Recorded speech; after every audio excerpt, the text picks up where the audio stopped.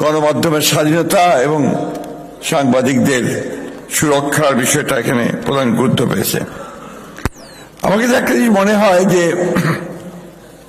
সাংবাদিকতাই বলুন, শিক্ষা ব্যবস্থাই বলুন, স্বাধীন গণমাধ্যম বলুন, সবকিছু কিন্তু নির্ভর করে এই দেশের যে মূল রাষ্ট্র কাঠামো সেটা কেমন আছে। আমরা যখন একটা ট্রানজিশন পিরিয়ডের দিকে যাচ্ছি, অর্থাৎ একটা ফ্যাসিবাদী ব্যবস্থা থেকে আমরা গণতান্ত্রিক ব্যবস্থা থেকে যাওয়ার জন্য আপনার এগিয়ে যাচ্ছি, অনেক আলোচনা হয়েছে, কমিশন হয়েছে, হয়েছে, সবকিছু মিলিয়ে ঠিক সেই সময়ে গণমাধ্যমের এই স্বাধীনতার বিষয়টি, বিশেষ করে সম্প্রচারের বিষয়টি নিঃসন্দেহে অত্যন্ত গুরুত্বপূর্ণ। কিন্তু আমি যে কথাটা বললাম, এটা তো কোনো আইসোলেটেড আইল্যান্ড না, কোনো বিচ্ছিন্ন দ্বীপ নয়। এই দেশ যা, এই দেশের কাঠামো যা, এই দেশের আমরা যারা সরকারে আছি বা সরকারে নেই, বিরোধী দলে আছি, যারা সাংবাদিক করছি, সব মিলিয়েই কিন্তু আমরা।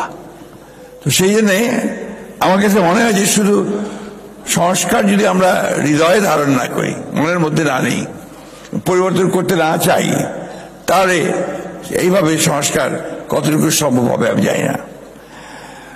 বিজেপির মূল প্রস্তাবের মধ্যে আছে সম্প্রচার মাধ্যমের জন্য আলাদা আইন, জাতীয় সম্প্রচার কমিশন, ওয়েজ বোর্ড ও চাকরি নিরাপত্তা, দেশের সব টিভিকে পে চ্যানেল ও শিল্প ঘোষণা, টিভি লাইসেন্স নীতিমালা ও মালিকানা কাঠামো নির্ধারণ, সম্প্রচার সাংবাদিকদের জন্য কোড অফ এথিক্স ও রাজনৈতিক অঙ্গীকার। আপনারা এখানে অনেকেই আছেন, আপনারা জানেন যে 1975 সালে একদলীয় শাসনব্যবস্থা বাকশাল প্রতিষ্ঠা করা হয়েছিল এবং সমস্ত পত্রিকাগুলোকে সেদিন বন্ধ করে দেওয়া হয়েছিল, মাত্র 4টি পত্রিকা ছাড়া। সেই পত্রিকাগুলো সরকারি নিয়ন্ত্রণে চলছিল। এই অবস্থা থেকে শহীদ প্রেসিডেন্ট জিয়াউর রহমান তিনি যখন রাষ্ট্রপতি দায়িত্ব এসছেন, তখন কিন্তু তিনি একটা মুক্ত সংবাদপত্রের ব্যবস্থা করেছেন, স্বাধীন সংবাদপত্রের ব্যবস্থা করেছেন এবং তখন অনেক সংবাদপত্র বেরিয়ে এসছে এবং সংবাদ মাধ্যমগুলো চালু হয়েছে। আমরা পরবর্তীকালে দেখেছি যে বিএনপি যখনই রাষ্ট্র পরিচালনার দায়িত্বে এসছে, তখনই এই গণমাধ্যমকে উন্নত করবার জন্য বা তাকে উপযোগী করে তোলার জন্য অনেকগুলো ব্যবস্থা নিয়েছে। তার মধ্যে আজকে যে আপনার এই টেলিভিশন চ্যানেলগুলো আমরা দেখছি, সেই সময় কিন্তু কাজগুলো শুরু হয়েছিল। আমাদের কমিটমেন্ট খুব পরিষ্কার। আপনারা দেখেছেন যে আমরা 31 দফাতে খুব পরিষ্কার করে বলেছি যে আমরা একটা স্বাধীন গণমাধ্যম আমরা দেখতে চাই এবং সেটাকে তৈরি করতে চাই।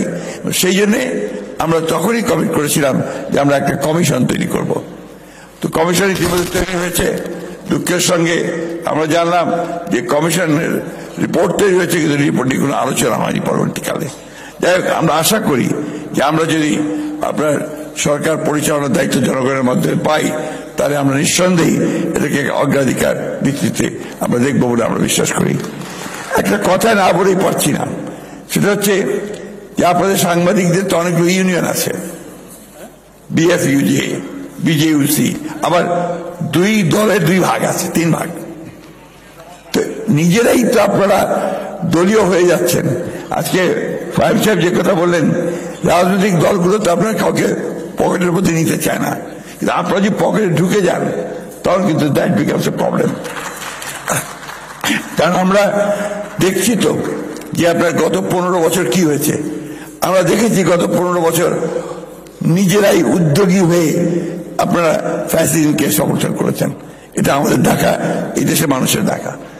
তো সেই জায়গাগুলোতে আপনাদেরও কমিটমেন্টের প্রয়োজন আছে যে আপনারা ওই জায়গাগুলো থেকে নিজেরা বাইরে থাকবেন। আপনাদের কমিটমেন্ট থেকে জনগণের কাছে আপনারা স্বাধীন সাংবাদিকতা করবেন। আমি বক্তব্য বাড়াবো না, সবার আগে এসছি, সবার শেষে বক্তব্য রাখতে গিয়ে যেটাকে বলা হয় যে তো ভালো, এখন অনেকে আছেন বেশিরভাগ চলে যাওয়ার কথা। তো আমি আবার ধন্যবাদ জানাই যে আপনারা আমাকে দেখেছেন। কমিটমেন্ট বলতে এটাই যে আমরা যদি জনগণের ভোটে নির্বাচিত সরকার গঠন করতে পারি, তাহলে নিশ্চয়ই প্রায়োরিটি পাবে আপনাদের। এটা ধন্যবাদ।